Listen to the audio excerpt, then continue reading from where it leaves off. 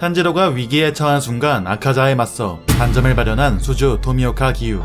곧 기유는 아카자에게 향했고 아카자가 내지르는 주먹을 피한 뒤 그의 목에 정확히 칼을 휘두릅니다. 더욱 빨라진 기유의 속도에 당황한 아카자는 거리를 벌렸고 기유는 곧바로 따라잡은 뒤 水の呼吸 물의 호흡 재사용, 들이친 파도를 사용합니다. 그러나 아카자는 반점을 발현한 기유의 속도에 금세 순응하게 되죠. 반점을 발현하여 상현 6의 목을 벨 수 있게 되고 상현 5를 단독으로 쓰러뜨릴 수 있게 되고 상현 4의 움직임을 막아낼 수 있게 되었으나 상현의 3 아카자는 이전 상현과 다른 격을 보여주고 있었습니다. 이에 탄지로는 조급해졌습니다. 장기전으로 돌입하면 인간이 불리하고 애당초 목적은 무잔을 쓰러뜨리는 것에 있기 때문이었죠. 게다가 타마요에게 남은 시간이 얼마 없었기에 초조함은 더했습니다. 그러나 이내 마음을 다잡은 뒤 아카자가 가진 힘에 대해 알아내기 위해 포기하지 않고 생각해봅니다. 그때 문득 생각난 무한열차에서 아카자가 꺼낸 말. その時練り上げられている思考の領域に近い 탄지로는 자신이 냄새로 다양한 것을 감지하듯이 아카자도 투기로 무언가를 감지하고 있다는 생각에 도달하게 되었고 전에 이노스케가 해주었던 말을 떠올리게 됩니다. 이노스케는 투기를 감지할 때 적이 노리려고 달려드는 부위가 찌릿찌릿해진다고 말했습니다. 특히나 살기를 담았을 땐 예민한 피부로 더 감지하기 쉬웠고 그렇기에 이노스케는 전에 뒤에서 공격하는 규타르의 공격에 반응할 수 있었죠. 탄지로는 그 다음으로 했던 대화를 떠올렸는데 반대로 살기나 투기를 드러내지 않은 자의 움직임은 알아차리기 어렵다는 것이었습니다. 그러나 살기를 담지 않은 어설픈 공격은 혈귀의 단단한 목을 베어낼 수 없었기에 살기를 지우면서 공격하는 것엔 한계가 있다는 결론이었죠. 이노스케와의 싱거운 대화 내용이었지만 현재 아카자와의 싸움에서 핵심을 찌르는 내용이라는 것을 탄지로는 어렴풋이 알게 되었습니다. 상대가 투기를 감지한다면 투기를 없애고 공격하면 되는 일, 그러나 투기를 어떻게 지울지, 살기가 없는 상태로 어떻게 목을 벨 공격을 할 수 있는지에 대한 과제가 남은 것이죠. 그때 기유가 수세에 몰리자 탄지로는 원물을 사용하며 엄호했습니다. 그러나 오히려 아카자에게 칼날이 잡혔고 빈틈을 노출한 탄지로의 몸통을 향해 아카자의 공격이 들어왔습니다. 분명 피할 수 없는 공격이었으나 탄지로는 순간 그의 공격을 피해낼 수 있었고 이내 다시 기유와 아카자가 공방을 주고받습니다. 이때 탄지로는 여태까지 생각한 키워드들 투기, 자석, 나침반, 감지, 살기, 불가능, 최고의 영역이라는 단어들을 떠올리며 아카자를 상대할 해답에 도달하게 되는데 그 해답은 탄지로와 그의 아버지 탄주로에 얽힌 과거에 있었습니다. 탄지로가 생각하는 아버지는 식물 같은 사람이었습니다. 감정의 기복이 거의 없고 늘 온화했죠. 카마도가에서 대대로 1년에 한 차례 행하는 카구라는 일몰부터 동틀 때까지 총 12개의 춤 사이를 수백, 수천, 수만 번을 반복하는 가혹한 것이었고 탄지로는 병약한 아버지가 걱정되어 내년부터는 대신해서 카구라를 주겠다고 말했습니다. 그러나 탄주로는 카구라를 막 배우기 시작했을 무렵에는 지금보다 젊고 건강했음에도 숨이 끊어질 것처럼 괴로웠으나 오히려 육체가 쇠약해진 지난 몇 년간은 그렇게 느껴본 적이 없다고 말했습니다.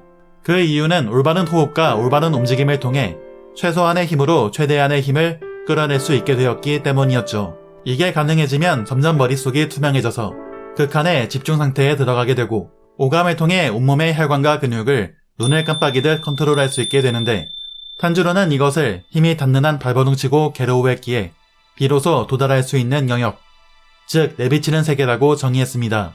탄지로는 자신도 그곳에 갈 수 있는지 물었고 탄주로는 부단히 계속 노력하면 가능할 거라고 답했습니다. 현재 귀살대원으로서 전지중 호흡을 익히고 혈귀들을 상대로 카구라의 형태들을 사용하며 수달한 탄지로는 탄주로가 말한 대로 이 영역에 도달할 조건을 갖춘 셈이었죠. 이어서 탄지로는 곰이 습격해왔을 당시를 떠올리게 되는데 탄주로가 병사하기 얼마 전 그는 탄지로를 조용히 깨웠고 어딘가로 데리고 갔습니다. 그곳엔 거대한 곰이 존재했고 탄주로는 오직 도끼 한 자루만을 든 채 곰과 마주했죠. 탄주로는 곰이 배가 고파하는 건 가여워하면서도 그 이상 이쪽으로 건너오는 건 가족에게 위협이 되기에 용납할 수 없다고 경고했습니다. 곧 곰은 포효하며 밧줄을 넘으려고 했고 방울이 소리를 내는 찰나의 순간 탄주로는 거대한 곰의 목을 단숨에 베었습니다. 그때 탄지로가 냄새로 느낀 아버지의 상태는 공포심도 살기도 느껴지지 않는 평소 아버지와 같은 기운이었습니다.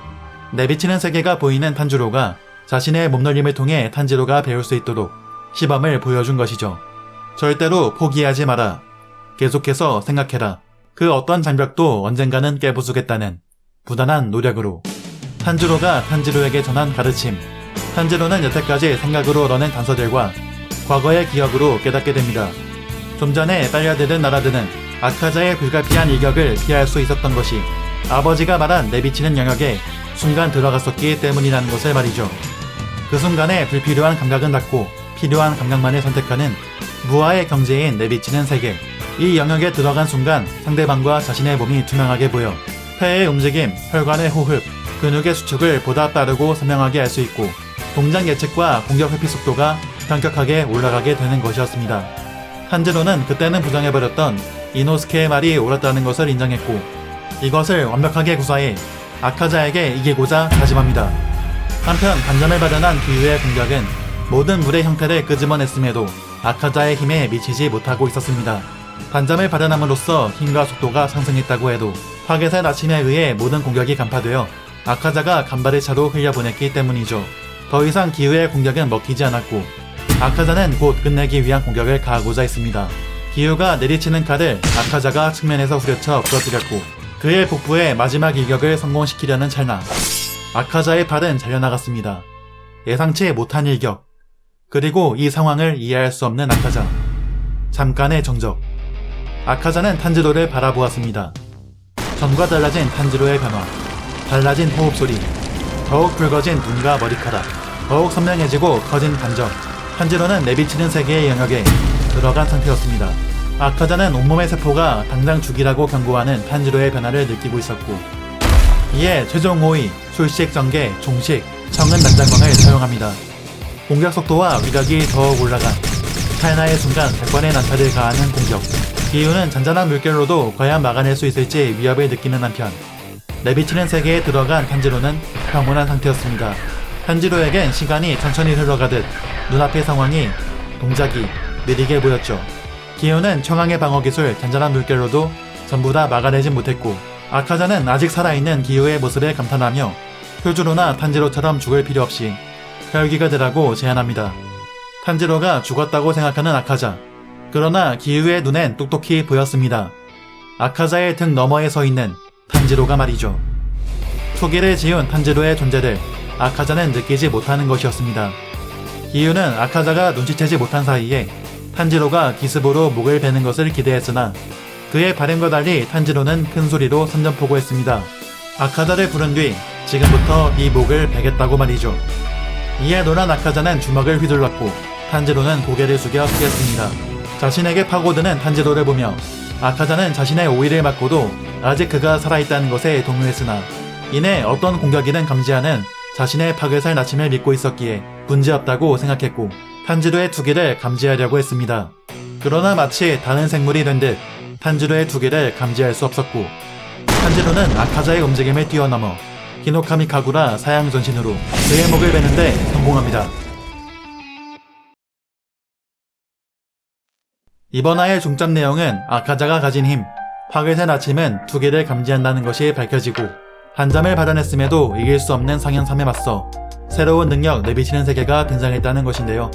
역시 규면의 카나라면 과거의 상이 특징인데 대장장이 마을편에선 탄지로가 제니츠와의 대화를 떠올려 도움을 받았다면 이번엔 이노스케와의 대화에서 반격의 실마리를 찾고 내비치는 세계는 처음 히노카미 카구라를 사용했을 때와 같이 탄지로와의 일화를 떠올리며 새로운 힘을 각성할 수 있었습니다. 그리고 간혹 싸움 중에 탄지로가 왜 이렇게 속으로 생각을 많이 하냐, 그동안 그런 말들이 많았던 것 같은데 그 이유 또한 밝혀졌죠. 포기하지 말고 계속해서 생각하라는 탄지로의 가르침이 있었기 때문이었습니다. 그리고 이를 통해 항상 위기를 극복할 수 있었죠. 이번 화가 애니화가 된다면 이미 탄지로가 반점을 발현하는 순간의 각성 모습을 유포터블이 한 차례 보여준 적이 있는데 내비치는 세계를 각성했을 때의 모습과 아카자의 5위 청은 난장광 그리고 내비치는 세계에 들어갔을 때의 청은 난장광을 탄지로가 어떤 시선으로 보게 될지 굉장히 기대가 되네요. 자, 아카자의 목을 베는 것에 성공한 탄지로. 이대로 무사히 무잔을 향해 나아갈 수 있을까요?